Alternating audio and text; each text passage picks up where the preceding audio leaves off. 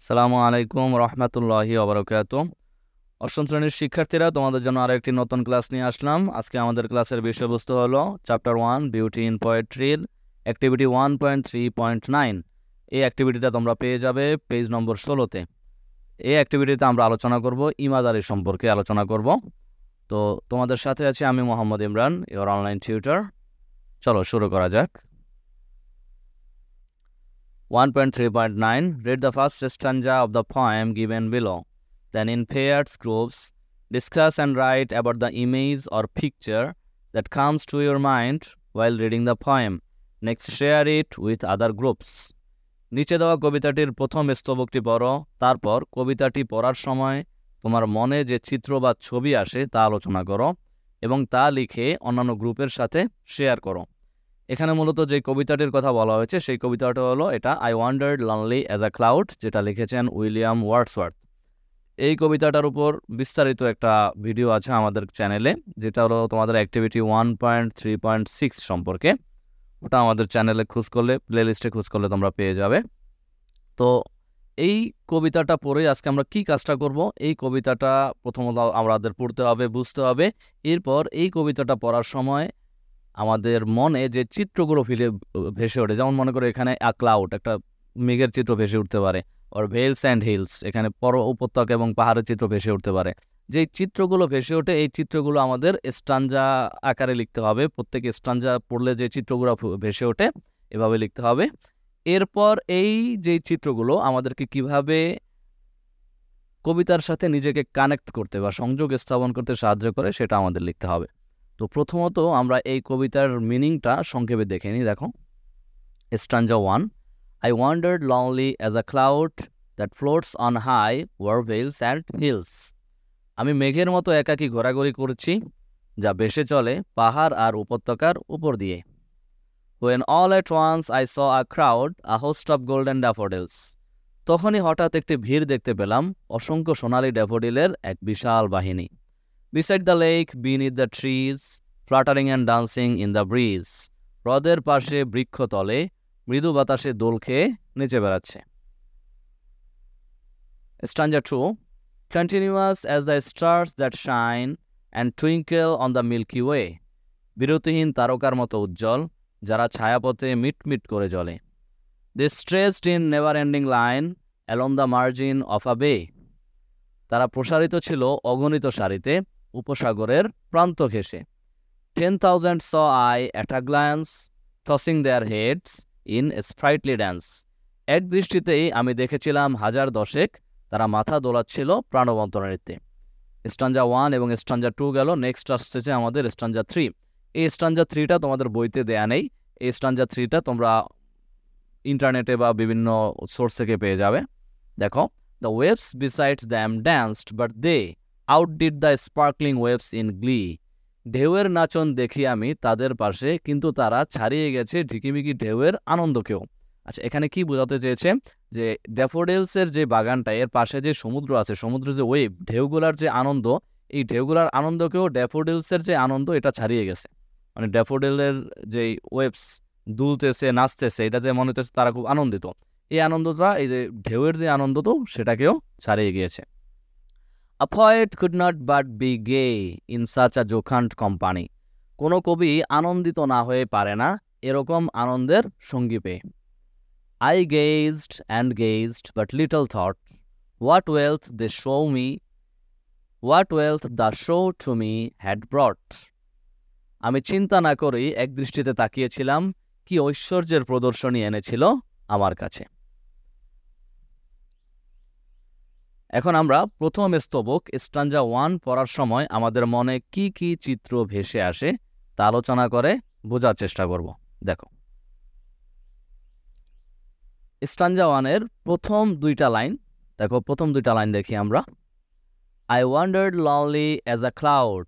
দেখো, এই লাইনটা যখনই আমরা পড়ি, একটা ক্লাউড মানে একটা মেঘের চিত্র আমাদের কাছে ভেসে ওঠে, নাকি এরকম একটা মেঘের চিত্র আমাদের মস্তিষ্কে ভেসে ওঠে। That floats on high over vales and hills. যেমন এই লাইনটা পড়লে তখন আমাদের মাঝে কি চিত্র ভেসে ওঠে? ভেলস, উপত্যকা, হিলস, পাহাড়, এর মাঝে কি যে একটা মেঘ ভেসে বেড়াচ্ছে, এরকম একটা চিত্র ভেসে ওঠে অনেকটা, যেটা আমরা মনে মনে একটা কল্পনা করতে পারি। এরপর দেখো স্ট্যাঞ্জা 1 এর তৃতীয় এবং চতুর্থ লাইন পড়লে আমাদের কি চিত্র আসে? When all at once I saw a crowd, a host of golden daffodils. এই লাইনটা যখন আমরা পড়ি তখন আমরা দেখলাম যে মানে এখানে কি দেখাচ্ছে? I saw a crowd, আমি একটা ভিড় দেখতে পেলাম, a host of golden daffodils, সোনালি ড্যাফোডিলের একটা বিশাল একটা ভিড়। তো এখানে এই লাইনগুলো যখন আমরা পড়ি তখন আমাদের মনে ভেসে ওঠে যে এরকম বিশাল একটা ড্যাফোডিলের একটা সমুদ্রের মতো একটা এলাকা। আশা করি বুঝতে পেরেছ। প্রথম স্ট্যাঞ্জার তৃতীয় এবং চতুর্থ লাইন দেখো, beside the lake, beneath the trees. লেকের পাশে, যে এই লাইনটুকু মনে করে লেকের পাশে, তার মানে যে একটা লেক, আমাদের মনে একটা লেকের চিত্র ভেসে ওঠে। বিন ইথ দ্য ট্রিজ, এই এটুকু বললে আছে কি বিন ইথ দ্য ট্রিজ, গাছের নিচে, এই ছবিটা আমাদের মনে ভেসে ওঠে। Fluttering and dancing in the breeze, যারা মৃদু বাতাসে ফ্লাটারিং দুলতেছে এবং নাচতেছে। এই যে এই লাইনটা পড়লে আমাদের এরকম একটা চিত্র ভেসে আসে যে আমরা মনে মনে দেখতে পাচ্ছি কিছু ড্যাফোডিলস ফ্লাওয়ারগুলো এই যে নাচতেছে দুলতেছে, মৃদু বাতাসে নাচতেছে আর দুলতেছে। আশা করি বুঝতে পেরেছ। এখন বই থেকে দেখো, তোমাদের বইয়ের 16 নম্বর পেজ থেকে আমরা হুবহু দেখছি।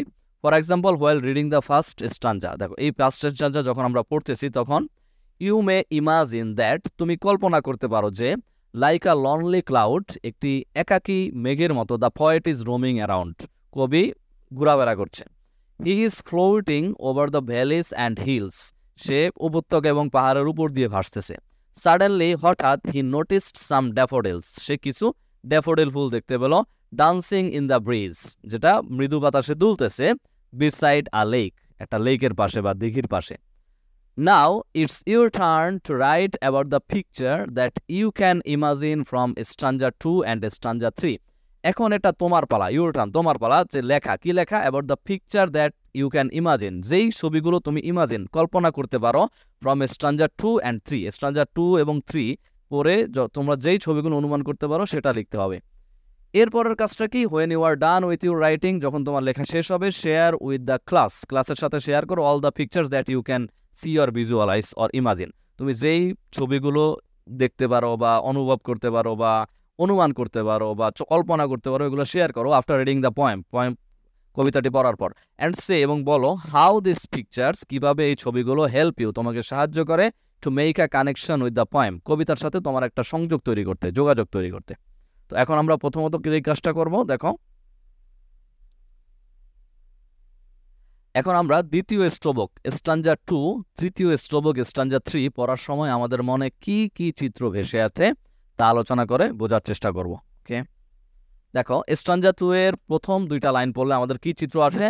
Continuous as the stars that shine and twinkle on the milky way. দেখো এই লাইনগুলো যখন পড়ি তখন আমাদের স্টার, তারা, twinkle on the milky way, ছায়াপথ, ঝিকিমিকি, এরকম কিছু একটা ছবি ভেসে ওঠে। দেখো এটার সাথে আমরা অনেকটা এরকম একটা মিল পাই, মানে মনের ভিতরে আমাদের এরকম একটা ছবি ভেসে ওঠে, যেমন একটা ছায়াপথ এবং এখানে অনেক তারা চকমক করছে, এরকম কিছু।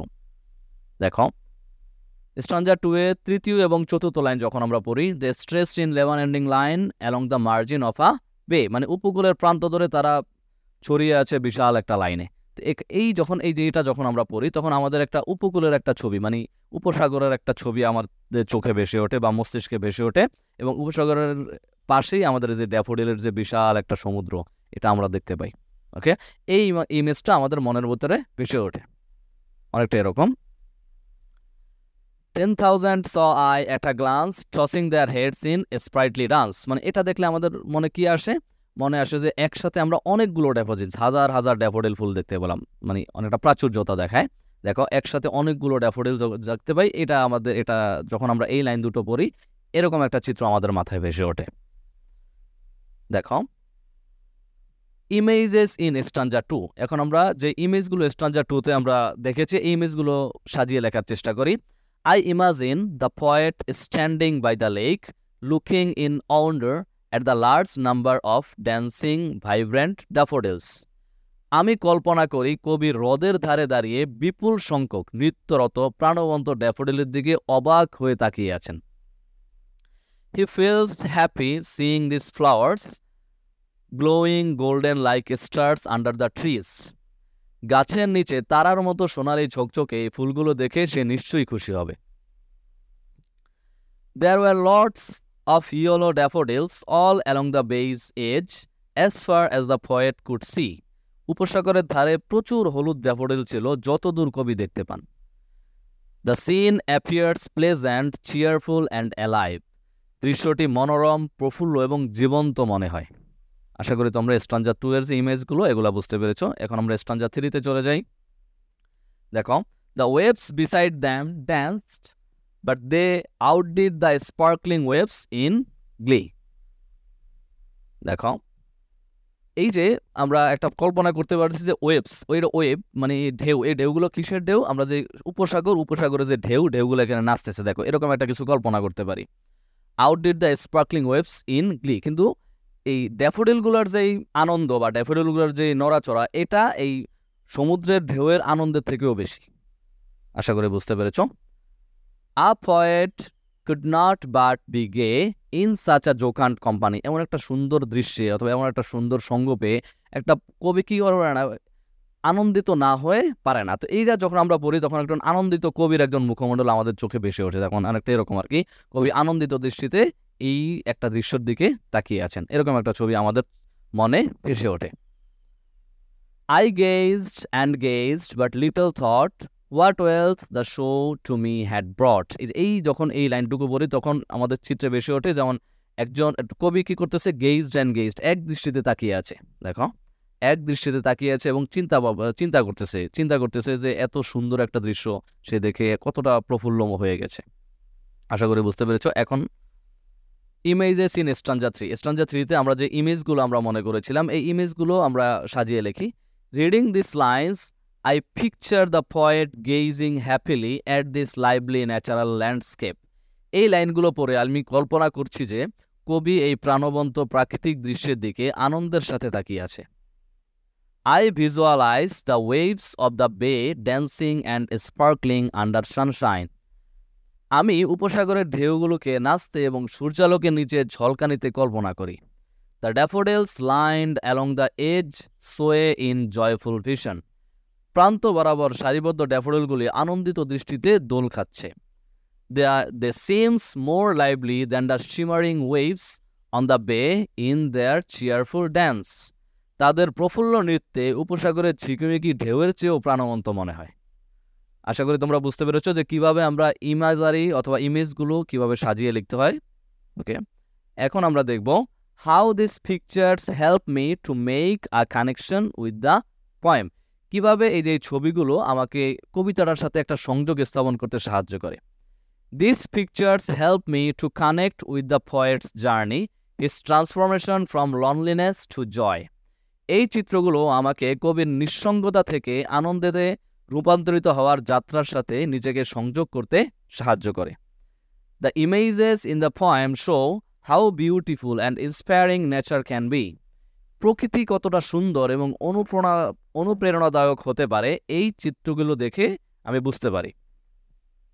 They also make me feel amazed and grateful for nature when I read the poem. আমি যখন কবিতাটি পড়ি তখন তারা আমাকে বিস্মিত এবং প্রকৃতির প্রতি কৃতজ্ঞ বোধ করে। They remind me of the simple but amazing moments of beauty in nature and how they can stay with us for a long time. তারা আমাকে প্রকৃতির সৌন্দর্যের সাধারণ কিন্তু চমৎকার মুহূর্তগুলো মনে করিয়ে দেয় এবং দেখায় কিভাবে তারা দীর্ঘ সময়ের জন্য আমাদের সাথে থাকতে পারে।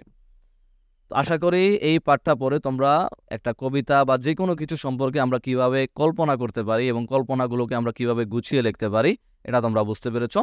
এই পাঠটা যদি তোমাদের জন্য হেল্পফুল হয় তাহলে তোমরা আমাদের ওয়েবসাইট ভিজিট করতে পারো। আমাদের ওয়েবসাইটের অ্যাড্রেস হলো lwimran.blogspot.com। এই অ্যাড্রেসটা তোমরা এই কিউআর কোডটা স্ক্যান করলে এই অ্যাড্রেসটা পেয়ে যাবে। আর ভিডিওটা ভালো লেগে থাকলে অবশ্যই তোমাদের বন্ধুদের কাছে শেয়ার করবে। তো সবাইকে ধন্যবাদ জানিয়ে আজকের ক্লাস এখানেই শেষ করছি আমরা। জাযাকুমুল্লাহু খায়রান, আহসানাল জাযা, বারাকাল্লাহু ফি হায়াতিক।